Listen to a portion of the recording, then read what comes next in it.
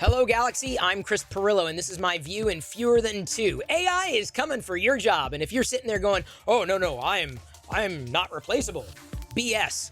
You're replaceable. You can and will be replaced. Your company does not care about you. They care about the things that you're able to do for the company, but they don't care about you. Now, if it's your company, then maybe you can't be replaced, or maybe you can. Maybe the things that you do for your company can easily or better be done by quote-unquote AI, whatever that means in a given day.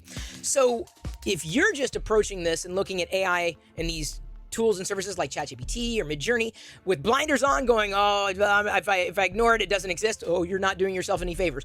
Moreover, if you're looking at those services and those tools as toys, you're making a grave mistake because you're not really seeing the power and potential of what AI can do. And if you don't move to accommodate what it can do with what you want to do and who you are today and who you might want to be, at least in your career, again, you're not doing yourselves any favors. So AI today, it's kind of like a destination, but over time, it'll become more the journey, as in those features, those AI features are going to be baked into products and services that you are already using. Or maybe there's a new one out there and it's just totally going to change the game. And as far as I'm concerned, that's exactly what tools and services like Midjourney and ChatGPT have done. We can treat them like toys, but unless we treat them with far more seriousness, we're not paying attention to where we need to be paying attention to. And if you don't understand this is the most important thing happening in tech today, pull your head out of your iPhone's ass.